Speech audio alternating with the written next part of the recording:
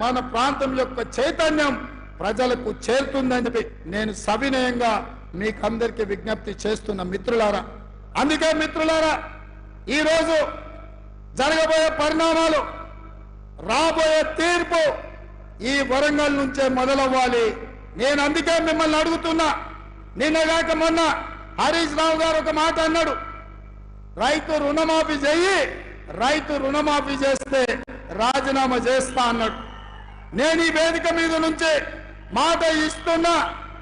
రామప్ప దేవాలయం శివుడి సాక్షిగా, సమ్మక్క సారల సాక్షిగా, 1000 స్తంభాల గుడి సాక్షిగా, అక్కడి సూర్యుడు ఇక్కడ ఉదయించిన, భూమి ఆకాశం తిరగబడ్డా, తుఫానులు వచ్చినా, భూకంపం వచ్చినా, భూమి బద్దలైనా నేను మాట ఇస్తున్నా, 15 ఆగస్టు లోపల తెలంగాణ రైతాంగానికి 15 ఆగస్టు లోపల తెలంగాణ రైతాంగానికి 2 లక్షల రూపాయల రుణమాఫీ చేసి తీరుతా. హరీష్ రావు అన్నావు కదా సిద్దిపేటకు రాజీనామా చేస్తా అని. రాజీనామా పత్రం జేబులో పెట్టుకో. 15 ఆగస్టు నాడు నీతో మాట్లాడతా బిడ్డ. మాట మీద ఉండాలి. నీ మామలాక మాట ఇచ్చి మాట తప్పి దళితుని ముఖ్యమంత్రి చేస్తా, లేకపోతే తలకాయ నరుకుంటాని తలకాయ లేని మాటలు మాట్లాడతాం అనుకుంటున్నావేమో. 15 ఆగస్టు నాడు నీతో మాట్లాడతా. దేశానికి స్వతంత్రమే కాదు, రైతులకు కూడా ఆర్థిక స్వతంత్రం తీసుకొచ్చే రోజు 15 ఆగస్టు 2 లక్షల రుణమాఫీ చేస్తా. ఆయనలో నీతో మాట్లాడతా.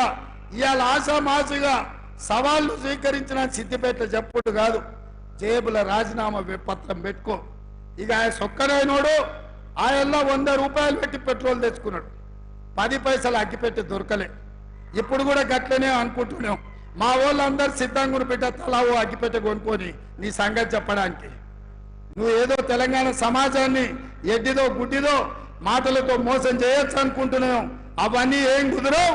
15 ఆగస్టు నాడు నీ ఆఖరి శాసనసభ సభ్యత్వం రైతు రుణమాఫీ చేసి నీ సంగతి తెలుస్తాను తెలియజేస్తూ మీ అందరి దగ్గర సెలవు తీసుకుంటున్నా.